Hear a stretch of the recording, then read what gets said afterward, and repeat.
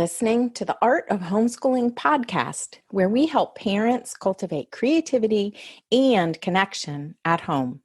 I'm your host, Jean Miller, and here on this podcast, you'll find stories and inspiration to bring you the confidence you need to make homeschooling work for your family. Let's begin.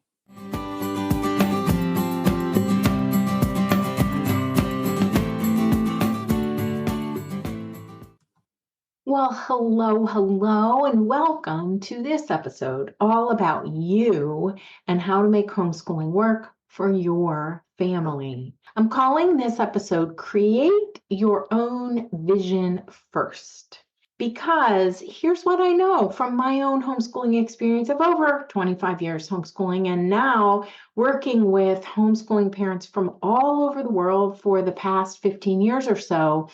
We all have the tendency to start homeschool planning in the wrong place. Picture this. You've just decided to homeschool your kiddos, or you're ready to start planning a new homeschooling year. Now, where do you start? By searching for and choosing a curriculum, am I right? Or by looking for books and resources to teach the different subjects for the ages and grades your kiddos will be in. But here's what I want you to know to be true. A much better place to start is by creating your own vision of the year first. And here's why. When you buy all the resources first, before you have a vision for your year, before you have a sense of what your child needs in the coming year, you will overbuy. I've seen this happen over and over and over again. You'll think you need it all and continue accumulating more and more, purchasing more and more. This actually leads to overwhelm and second guessing ourselves, and we end up frozen by indecision. I want to caution you, that's what I'm here for today. Don't buy all the resources first and end up with more than you can use. And by the way, a curriculum package is a resource.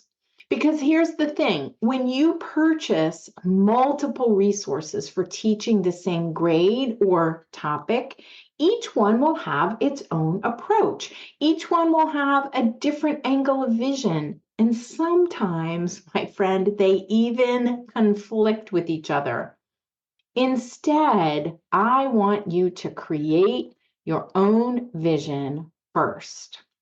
Decide what your child or children need right now and in the coming year, then begin to map that out in a realistic plan.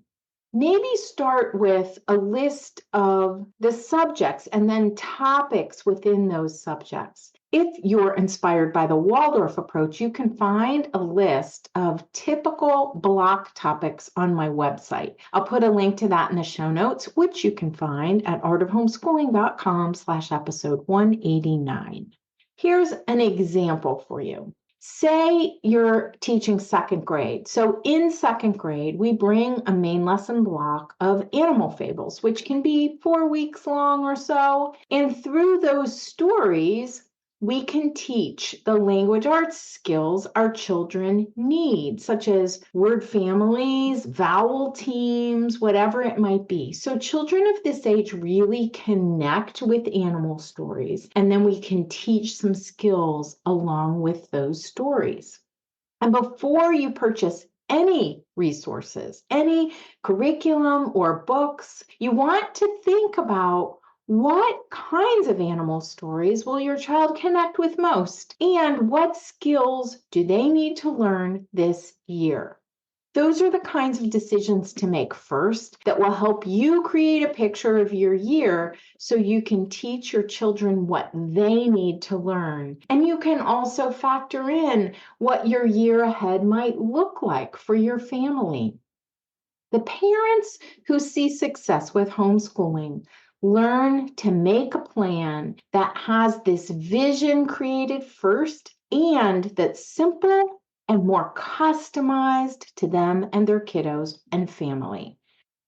By doing that, by keeping things simple and learning how to customize and personalize the lessons, we increase the chances of actually following through on our plans and meeting our children right where they are. So here's what I'm inviting you to do today.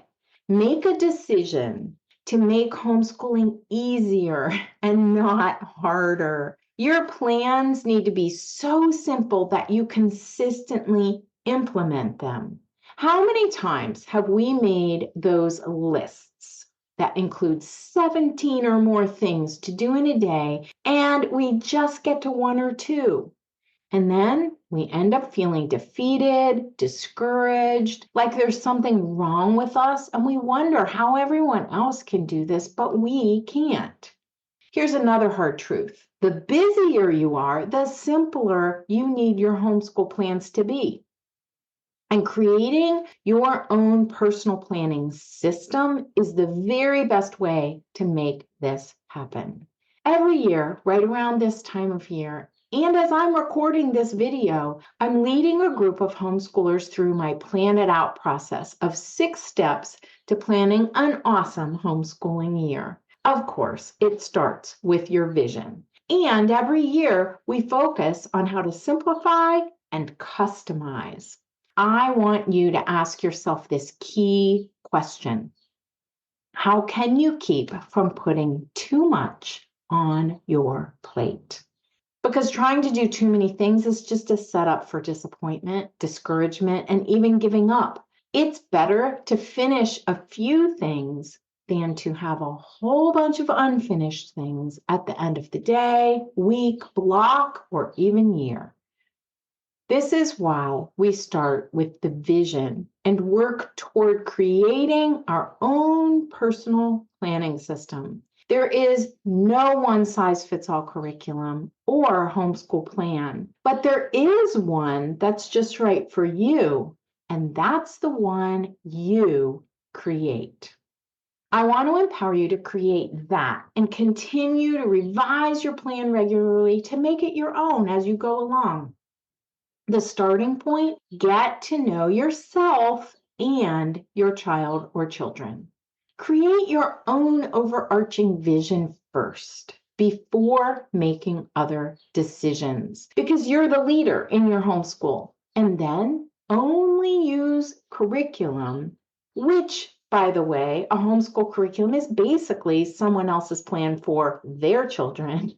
So you only use curriculum as a starting point or a resource or one example of how it can be done.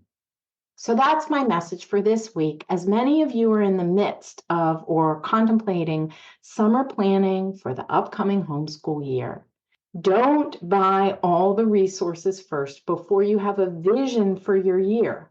Flip the script and create your own vision first. That's what I help homeschoolers do every single day, and I'd love to help you too. So I'll put some links in the show notes for how I might be able to help you. Be sure to check those out at artofhomeschooling.com/episode 189. Thanks so much for listening, and I'll catch you next time. That's all for today, my friend. But here's what I want you to remember. Rather than perfection, let's focus on connection. Thanks so much for listening, and I'll see you on the next episode of the Art of Homeschooling podcast.